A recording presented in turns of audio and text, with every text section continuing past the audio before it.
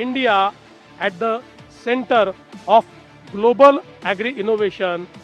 With that, I declare the AI for Agri Global Conference 2026 open. नमस्कार, मी संतोष वाडके, उपविभागीय कृषी अधिकारी वाशिम. आज आपण मुंबई या ठिकाणी global conference on AI in agriculture and international summit बाबत इथं आलेलो आहोत. आणि हे संपूर्ण जे आयोजन आहे, ज्यांच्या मार्गदर्शनाखाली आयोजित केलं, जे एआय बाबत प्रामुख्याने पुढाकार घेऊन काम करत आहे, असे माननीय श्रीकांत आणगे सर. सर, आपण महाराष्ट्र राज्याला दिशा देण्याचं काम करताय, कृषीमध्ये एआय आणणं. हे आगळं वेगळं स्वप्न आपल्याला पडलं कसं आणि या स्वप्नाला आपण पुढे घेऊन जात कसा? बेसिकली संतोष, आपल्याला कल्पना आहे की महाराष्ट्र शासनानं महाॲग्री धोरण आणलं. धोरण 24 जूनला आणलेलं आहे. हे काय एकट्या दुकट्याचं स्वप्न नाहीये. बरोबर. ऍक्च्युली पूर्ण विभागाचं हे विजन आहे, आपल्या धोरणकर्त्यांचं विजन आहे. आणि या विजनच्या अंमलबजावणीसाठी जी AI and agritech innovation centre स्थापन केले राज्य शासनानं, त्याचा म्हणजे काय म्हणेल मी, भार म्हणा किंवा त्याची रिस्पॉन्सिबिलिटी आपण ती स्वीकारलेली आहे. माझ्याकडे दिलेली आहे, ती मी आनंदाने स्वीकारलेली आहे. आणि जे काही त्या धोरणामध्ये वेगवेगळ्या बाबी नमूद आहे, बरोबर, त्या प्रत्यक्षात आणण्यासाठी जसं आपल्या गावाकडे पालखी असते, पालखी एकट्या दुकट्याच्या खांद्यावर जात नसते. बरोबर. तिला अनेकांचे हात लागतात आणि अनेकांचे खांदे लागतात. तर याच्यासाठी राज्य शासनाच्या स्तरावर, विभागाच्या स्तरावर अनेक जण राबलेले आहेत, पूर्ण टीम काम करते. त्याशिवाय हे प्रत्यक्षात आणण्यासाठी आपण आपल्या क्षमता विस्तारण्याच्या दृष्टिकोनातून जागतिक स्तरावरच्या ज्या नामांकित संस्था आहेत, जसं वर्ल्ड बँक आहे किंवा फूड अँड ॲग्रिकल्चर ऑर्गनायझेशन आहे, international fund for agriculture development आहे, एडीबी आहे, किंवा काही MSSRF सारख्या संस्था आहेत, इंडियन इन्स्टिट्यूट ऑफ सायन्स आहेत. तर हे बहुभागीदारीचं मॉडेल आहे. बरोबर आहे. यात निव्वळ आपण एकटं करतो म्हणलं तर होणार नाही. राईट. आपण हे को क्रिएशन, को डेव्हलपमेंट या मॉडेलमध्ये काम करतोय. बऱ्याच संस्था, बऱ्याच व्यक्ती एकत्र आणून ही पालखी आपण पुढे घेऊन जाणार. नक्कीच सर, आपण हे जे एआय धोरण आणलंय किंवा सगळ्यांचा सहभाग घेत आहे आणि आता आपले विचार ऐकले, तर असं दिसते की आपण प्रत्येक अँगलने याचा विचार केलेला आहे आणि शेतकऱ्यांना याचा कसा फायदा होईल हे सुद्धा आपण बघताय. नक्की एआय आपल्या प्रत्येकाच्या जीवनात आलं आणि त्यामुळे शेती क्षेत्र सुद्धा वेगळं राहू शकत नाही. पण हे समोर आणण्यासाठी आपण आपले जे विचार आहेत किंवा शासन सुद्धा आता ज्या पद्धतीने आता विचार करते, हे सगळं असं वाटतंय आउट ऑफ दी बॉक्स आहे. ते सरकारी धोरण म्हटलं की त्याचं वेगळा एक पॅटर्न असतोय. आपण मात्र सगळे पॅटर्न ब्रेक करताय. नाविन्यपूर्ण गोष्टी शेतकऱ्यांच्या जीवनामध्ये या महाविस्तार एआय असेल किंवा एआय धोरणाअंतर्गत आपण आणताय. एआय धोरण हे म्हणजे आपण जसं रस्ते, पूल हे बांधतो आणि तो सार्वजनिक वापर करतो, तर तसंच आपण काही डिजिटल सार्वजनिक पायाभूत सुविधा म्हणजे आपण उभारणार आहे. ज्यात एक ऍग्रिकल्चर डेटा एक्सचेंज प्लॅटफॉर्म आहे, जो आपण काल लॉन्च केला. त्याच्यामध्ये बेसिकली काय आहे की कृषी आणि अलाइड विभाग, कृषी संलग्न विभागांचे सर्व डेटा सेट आपण एका जागी आणतोय. त्याचा वापर स्टार्टअप किंवा कंपन्या आणि इतर संस्था त्याचा वापर करून त्याच्यावर आधारित वेगवेगळे सोल्युशन बनवू शकतात. जसं एक सिंपल उदाहरण देतो जे सगळ्यांना समजेल. आधार हा एक डेटाबेस आहे नागरिकांच्या ओळखीचा, माहितीचा. त्याचा वापर करून विविध संस्थांनी कोणी युपीआयचं सोल्युशन बनवलंय. तर आपण खूप छान सांगितले की आज आधार म्हटलं की सगळ्यांना समज आणि आधारचा उपयोग त्या डाटाबेसचा आज प्रत्येक जण करतोय. मग त्याला एखादी सबसिडी मिळवायची असो या बँकेमध्ये जायचं असो, या कोणती गोष्ट आधारशिवाय आज होत नाही. बरोबर. आणि तुम्ही सांगताय तशाच प्रकारे आता या डेटाचा उपयोग कशासाठी होऊ शकतोय. आता याचा उपयोग बघा, मी उदाहरण देतो. आता आपण बाजार समितीच्या भावांचा डेटा दिला मागच्या 10 वर्षाचा आणि रोजचा भाव, मालाची आवक किती आहे प्रत्येक बाजार समितीतली, पेरणीचं क्षेत्र ॲग्रिस्टॅकच्या माध्यमातून कळतंय, हवामानाची माहिती मिळणार, त्यामुळे पीक परिस्थिती कळणार आहे, क्रॉपसॅपचा आपला डेटा आहे, एकंदरीत पिकासोबत प्रत्यक्ष शेतात काय होतंय ह्याची पूर्ण माहिती मिळणार आहे. जगात कुठं काय पेरलं गेलं याचा डेटा जर कुणाकडे असेल, ते जर इंटिग्रेट करू शकले, तर आपल्याकडे मालाचे भाव काय राहू शकतील, कुठलं पीक घ्यावं, कुठलं नाही करावं, याचं प्रिडिक्टिव्ह अनालिटिक्स तयार होऊ शकतात. संभाव्यता अनेक आहे. एकदा डेटा एकत्र आला की हे फक्त आज वेगवेगळ्या डब्यात होते आता ह्यांची घुसळण केली, जोडणी केली की त्याचा अर्थ लागतो. तर ते अर्थ लावणारे अनेक इनोव्हेटर, अनेक स्टार्टअप येणार आहेत. तर तशा सुविधा जे करतोय आपण त्यातून ही सार्वजनिक सुविधा असेल, फक्त ती डिजिटल आहे. जसं हायवे एक बनतो, सगळे वापर करतात, तसं ह्या डिजिटल पायाभूत सुविधेचा सर्वजण वापर करू शकतील. हे ओपन नेटवर्क आहे. सर हे असं होऊ शकतं का, म्हणजे ऍग्रिकल्चर आपण मध्ये आपण असं म्हणतोय की कोण किती पिकवावं, काय पिकवावं याचे सध्या अंदाज नाहीये, आणि ज्यामुळे एका पिकाचं उत्पादन जास्त होतं, भाव पडतात.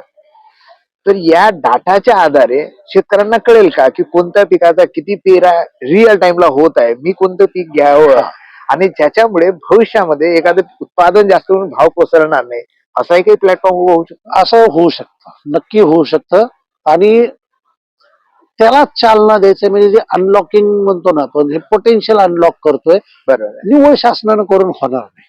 राईट. यात अनेक इग्नायटेड माइंड्स आहेत समाजात, आपल्या अनेक स्टार्टअप्स आहेत, अनेक इंडस्ट्री आहेत. तर ते हे सोल्युशन घेऊन येतील. नक्कीच सर, कालपासून हे आयोजन चालू आहे, आज दुसरा दिवस, आणि यामध्ये जे काही नॅशनल इंटरनॅशनल लेवलचे वक्ते सहभागी झाले, काल माननीय मुख्यमंत्र्यांनी याचं उद्घाटन केलंय.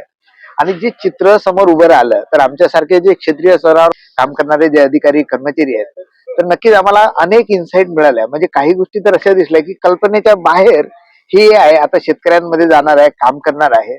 आपल्याच मार्गदर्शनाखाली महाविस्तार AI जे आहे, मान्य रस्तोगी सर आहेत, परिमल सिंह सर आहेत, यांच्या मार्गदर्शनाखाली आपण पुढे घेऊन जातोय. तर हे सुद्धा खूप मोठी गोष्ट आपण शेतकऱ्यांसाठी घेऊन जातोय. आणि आजकाल नवीन दर दिवशी नवीन फीचर्स पण आपण त्यामध्ये ऍड करताय. तर भविष्यात याबाबत काय प्लॅनिंग आहे? महाविस्तार शासनाचं जे विजन आहे महाविस्तारच्या बाबतीत, आज आपण बघत होतो की पूर्ण खात्यात बघत होतो, खात्याच्या कर्मचाऱ्यांची तक्रार होती. खूप सारे ऍप झाले, बरोबर आहे. बऱ्याच गोष्टी, बरेच ऍप, काय काय हाताळायचं, कशाचा पासवर्ड लक्षात ठेवायचं. सेम शेतकऱ्याच्या बाबतीत होऊ लागलं होतं. विभागाच्या प्रत्येक गोष्टीसाठी वेगवेगळा ऍप. तर कृषी विभागानं एकच ऍप आणायचं ठरवलं जे फार्मर फेसिंग असेल. बरोबर. आणि ते ऍप AI आधारित चाललं, असं विजन माननीय अपर मुख्य सचिव साहेबांनी दिलं. आणि ते प्रत्यक्षात आणण्याचं सिंहाचा वाटा जर कोणाचा येतो तो परिमल सिंह साहेबाचा आहे. आणि त्यांनी, आणि त्यातही पुन्हा मी तेच सांगेन की इथंही अनेक भागीदाऱ्या झालेल्या आहेत. बरोबर. एक स्टेप फाउंडेशन आहे, बाकी अनेक संस्थांचे याला हात लागलेले आहेत. आणि त्यातून हा जगन्नाथाचा रथ म्हणा, पालखी म्हणा, ही ओढला चाललंय. आणि जसं आपण म्हणला, त्यात आपण एक एक फीचर ऍड करत चाललोय, कारण सगळं एकाच दिवशी करतो म्हणलं तर होत नाही. तर जे जे पटपट आपल्याला काढता येईल, की आपण जरा आपल्या कृषीच्या भाषेत म्हणलं तर लो हँगिंग फ्रूट जे म्हणतो. बरोबर. तर जे लो हँगिंग फ्रूट आहे ते आपण प्लग करतोय, ते पहिल्यांदा ओटीत टाकतोय आणि वरच्यावर फीचर ऍड करतोय.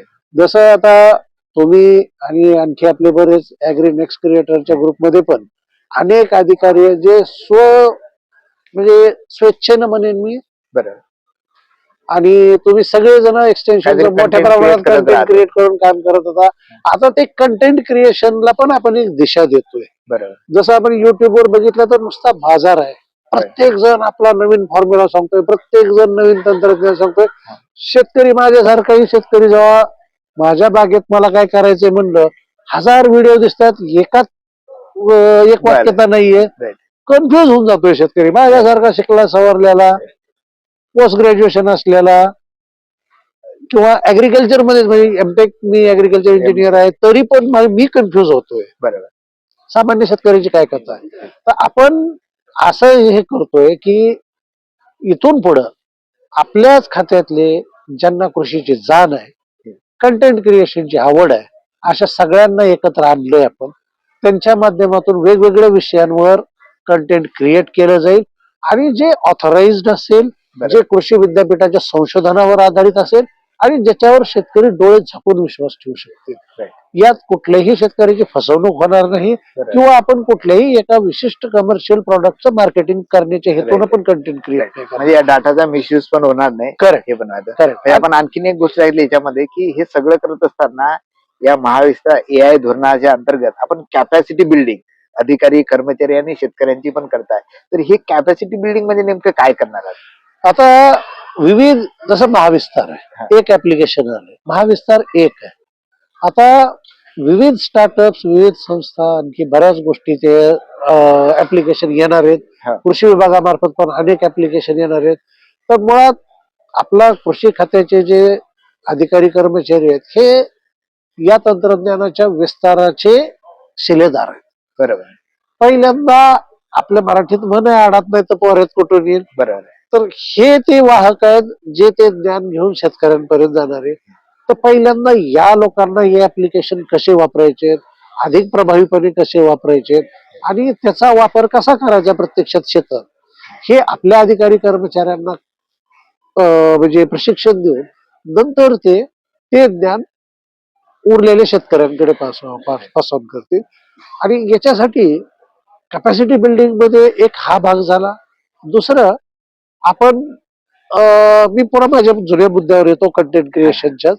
तसं माझं जे ऑब्झर्वेशन आहे, स्वेच्छेने स्वप्रेरणेने सगळे करत होते, पण तो एक पात्री प्रयोग होता. बरोबर म्हणजे आता तुमचं उदाहरण घेतलं तर स्क्रिप्ट तुम्हीच लिहिणार, रेकॉर्डिंग तुम्हीच करणार, एडिटिंग तुम्हीच करणार, सगळ्या वस्तू वाहून तुम्ही तिथं देणार, पब्लिशिंग तुम्ही करणार आणि ऑफिस टाइम मध्ये तुमचं काम करून उरलेल्या वेळेत तुम्ही हे करणार. बरोबर आता हे तसं तुलनेनं अवघड होतं. बरोबर तर आपण काय करतोय की खात्यातल्याच अशा सर्व उत्साही लोकांचं टीम बनवतोय. त्यांना कुणाचं काय कौशल्य आहे, कुणाचं एडिटिंग मध्ये असेल, कुणाचं स्क्रिप्ट रायटिंग मध्ये असेल, कुणाचं व्हिडिओग्राफी मध्ये असेल, तर ही अशा लोकांची बोट बांधून त्यांचे स्किल एनहान्स करणार. त्यांना आपण FTI किंवा अशा नामांकित देश पातळीवरच्या संस्थांमध्ये त्यांच्या आवडीच्या क्षेत्रामध्ये प्रशिक्षण देणार आहे. आणि त्या अधिकारी कर्मचाऱ्यांना शासन ज्या वेगवेगळ्या विषयांवर प्राधान्य सांगेल की या विषयावर आता कंटेंट बनला पाहिजे. समजा सोयाबीनवर गेल्या वर्षी येलो मोझॅक होता. येलो मोझॅक आल्यानंतर काय करावं, काय हे करावं शेतकऱ्याला माहित नव्हतं. तात्काळ ते कंटेंट बनलं पाहिजे. शासन इथून प्रायोरिटी देईल. ही अधिकाऱ्यांची कर्मचाऱ्यांची टीम एकत्र येईल. 2-3 दिवसामध्ये कंटेंट क्रिएट होऊन तो अपलोड झाला पाहिजे. तर हे सगळं काम या टीम करून केलं जाईल. राज्य स्तरावरून काही प्रायोरिटीज दिल्या जातील आणि त्याशिवाय स्थानिक पातळीवरचे जे यशस्वी किंवा म्हणा प्रगतीशील शेतकरी जे आहेत त्यांना आपण म्हणजे त्यांच्याकडे जाऊन आपल्या अधिकारी कर्मचाऱ्यांनी लोकल कंटेंट क्रिएट करावं जे स्थानिक लोकांना अत्यंत रिलेव्हंट वाटतं. कुठल्या तरी लांब देशातलं, लांब राज्यातलं असा शेतकरी लय भारी असं सांगितलं त्यापेक्षा शेतकऱ्यांना तिथल्या तिथं जातं, बघता येतं, प्रचिती घेता येते आणि असा प्रगती शेतकरी जनरली तालुक्यात जिल्ह्यात माहित असतो. तर लोकल कंटेंट ही क्रिएट व्हावं आणि राज्याची जी प्रायोरिटी आहे त्याला धरून कंटेंट क्रिएट व्हावं या दृष्टीने पण आपण अधिकारी कर्मचाऱ्यांना जे प्रशिक्षण देणार आहे, त्यांच्यात जी क्षमता विकसित करणार आहे ही कॅपॅसिटी. दुसरा आपण हे करतोय ट्रेसेबिलिटीचा. तर आता आपण बघितलं युरोप सोबत आपला करार झाला, युरोप सोबत करार झाला, अमेरिकेसोबत आपला करार झाला. आता आपल्या भारतीय कृषी मालाला जर तिथली बाजारपेठ 0% भेटणार आहे तर आपला माल तेव्हाच पोहोचेल जेव्हा तिथले जे मानक आहेत, तिथला जो कृषी मालाच्या दर्जाचे जे प्रमाण आहे ते जर आपल्या प्रॉडक्टनी मिळवले तर आणि तरच आपल्या मालाला त्या ठिकाणी बाजारभाव भेटणार आहे. हे जर लक्षात घेतलं तर त्यांच्याकडे व्हेरिफिकेशन लागतं की तुम्ही हे केलंय कशावरून. सिस्टम आपण बनवतो.